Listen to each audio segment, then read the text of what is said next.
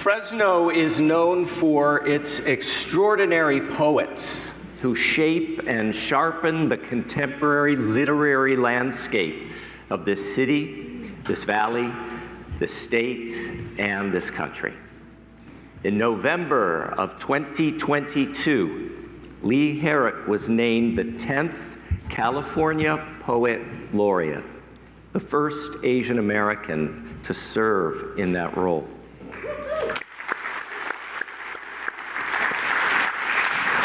Lee Herrick is the author of 3 books of poems filled with images and experiences of diverse cultures and communities.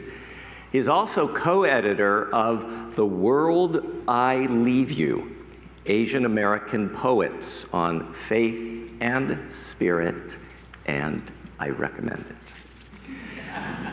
Lee Herrick was born in Korea, grew up in Modesto, and now lives in Fresno, where he teaches at Fresno City College. As California Poet Laureate, Lee Herrick is charged with advocating for the art of poetry in classrooms, boardrooms, congregations across the state, inspiring an emerging generation of literary artists and educating all Californians about the many poets and authors who have influenced our state through creative literary expression. A primary goal is bringing poetry to students who might otherwise have little opportunity to access it. Please help me welcome to our pulpit California Poet Laureate Lee Herrick.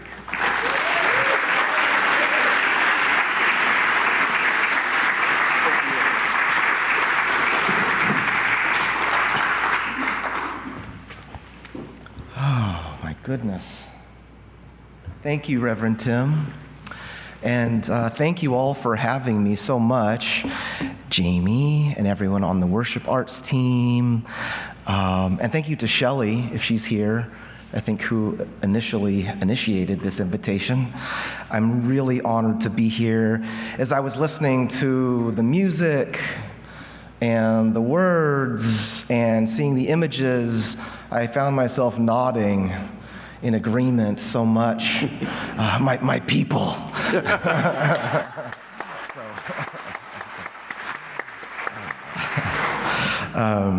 So Liberating Love, I wanted to talk about that in 3 different contexts. But before I get to that, I thought I'd just say a little brief bit about my appointment as California Poet Laureate. It's basically been a joy.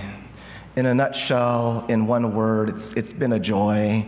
Governor Newsom and first partner Jennifer Siebel Newsom, the governor's staff, the California Arts Council, it's been a whirlwind of travel, universities, art centers, schools of all levels, state prisons, and as I like to say, they are Californians too.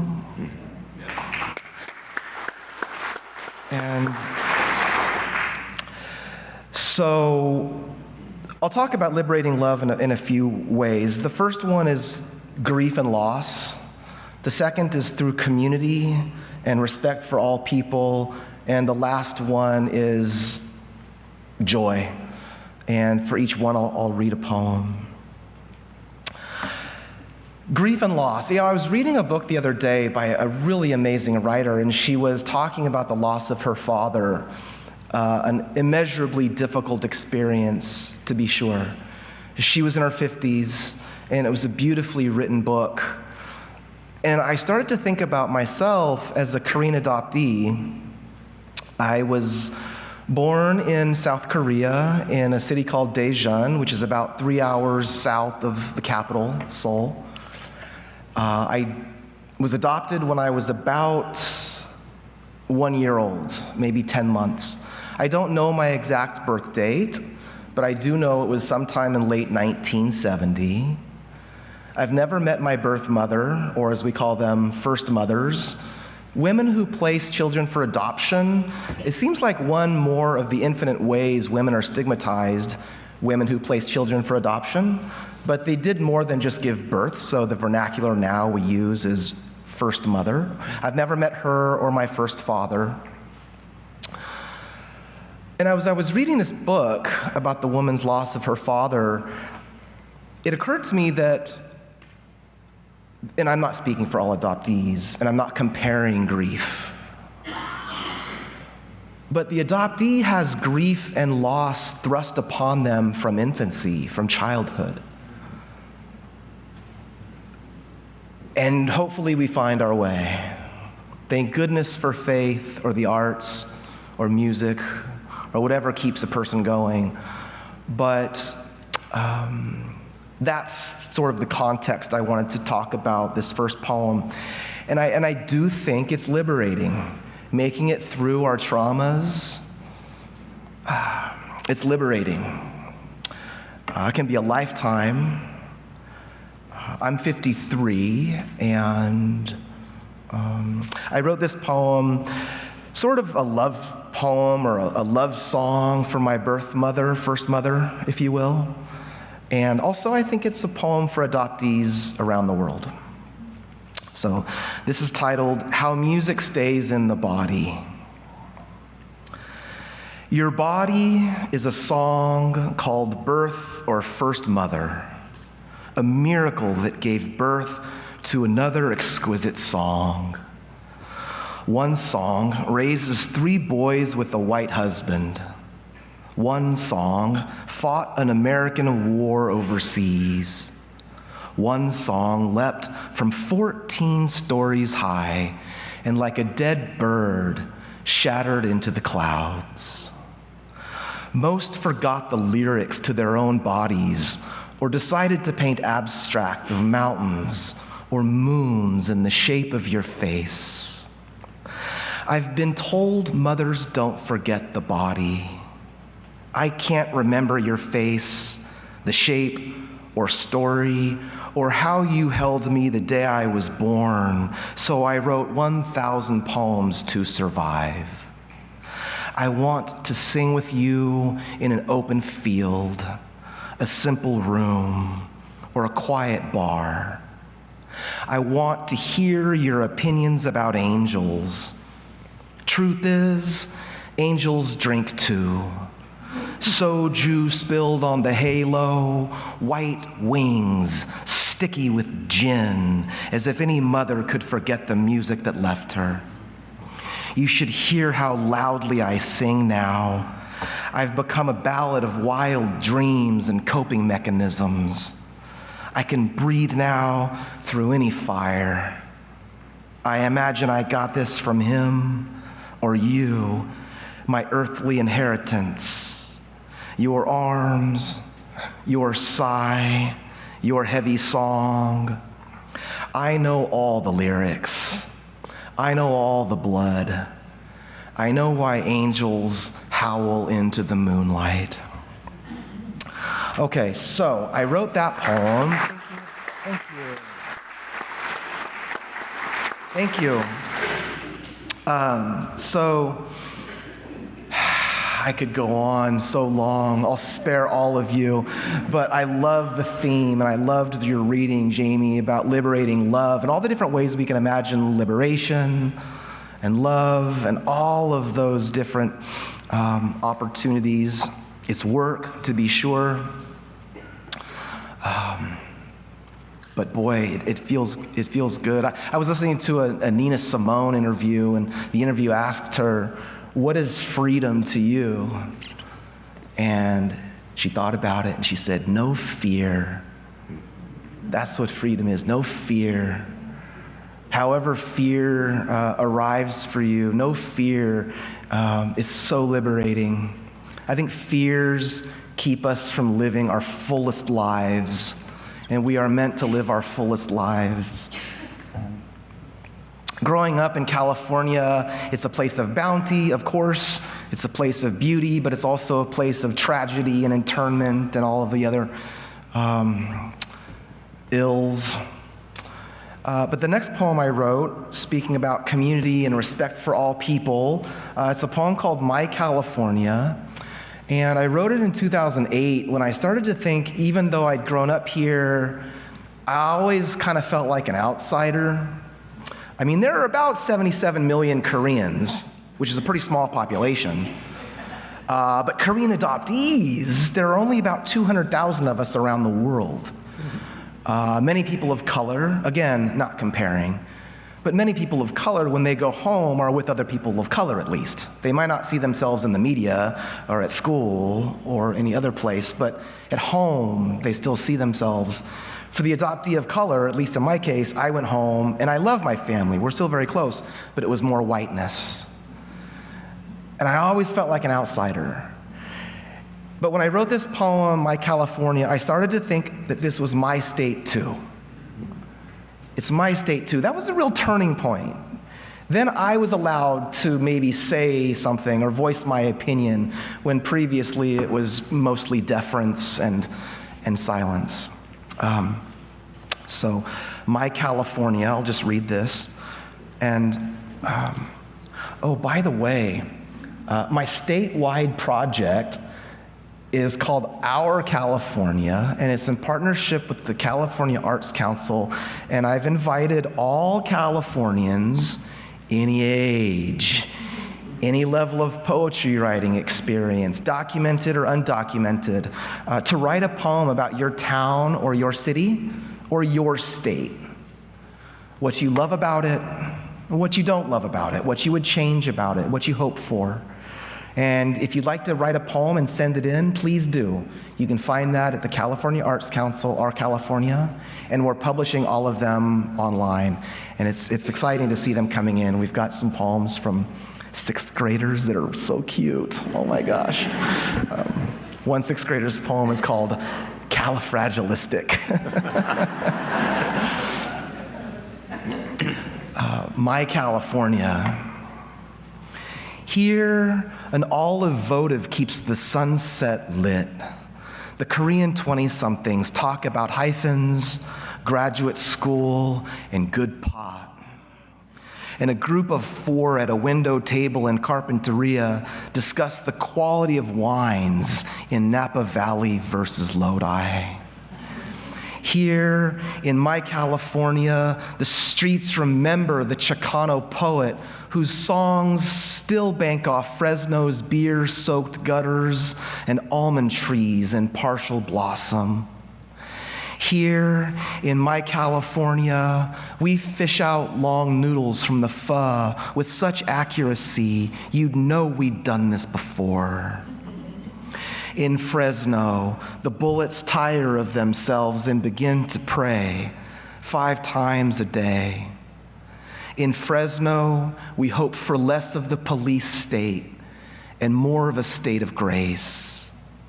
In My California, you can watch the sun go down like in your California, on the ledge of the pregnant 22nd century, the one with a bounty of peaches and grapes, red onions and the good salsa, wine and japchae.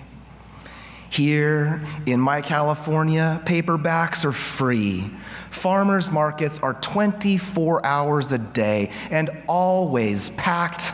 The trees and water have no nails in them.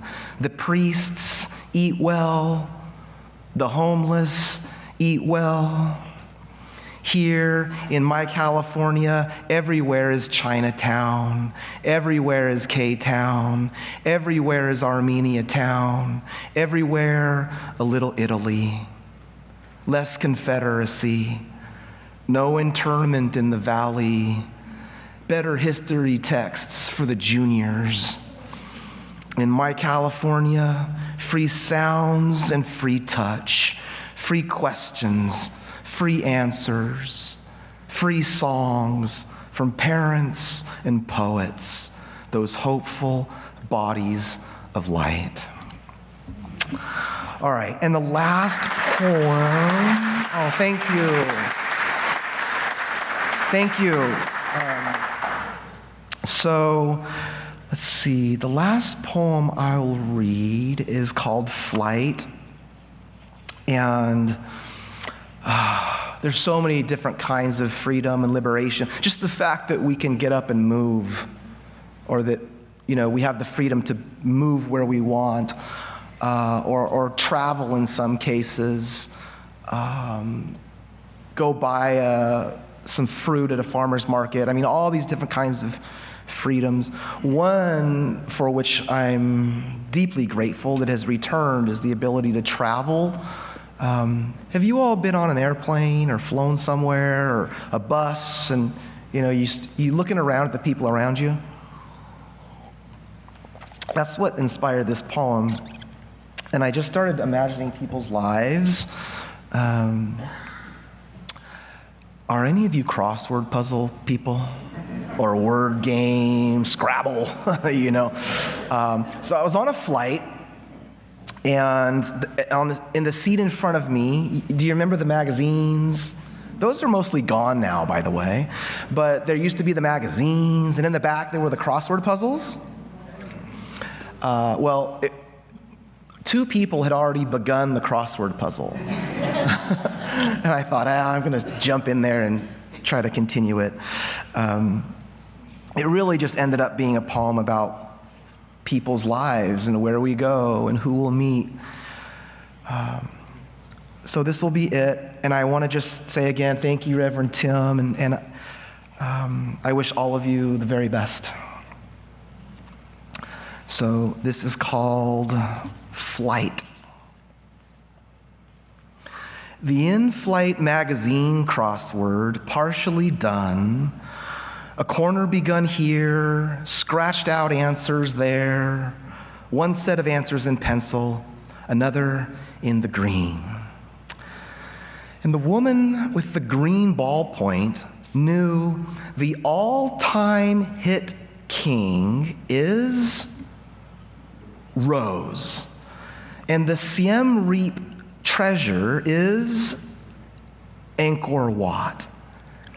And the woman, perhaps en route to hold her dying mother's hand in Seattle, forgot about death for 10 minutes while remembering her husband's Cincinnati Reds hat while gardening after the diagnosis. Her handwriting was so clean. Maybe she was a surgeon, maybe a painter. No, what painter wouldn't know 17 down? Diego's love, 5 letters. In a rush, her dying mother's voice came back to her, or maybe she was a Chinese adoptee, and her first mother's imagined voice said, "Wo ai ni." At 30,000 feet, you focus on 33 across, Asian American classic. The woman. When a stranger in the window seat sees the clue, watches me write in W, and she says, "Warrior." And for a moment, you forget it is your favorite memoir, and she reminds you of lilies or roses, Van Gogh, or stems with thorns, art galleries and romantic cities where she is headed, but you should not go. And the flight attendant grazes my shoulder, and the crossword squares, the letters, the chairs and aisles seem so tight in flight, but there is nothing here but room, really. Maybe the next passenger will know what I do not. 64 down, 5 letters, purpose. And why do we remember what we do? We know the buzz of Dickinson's fly and the number of years in Marquez's solitude, but some things we will never know, as it should be. Why the body sometimes rumbles like a plane hurtling over Southern Oregon. How exactly we fall in love, or if Frida and Maxine Hong Kingston would have loved the same kind of tea. Thank you.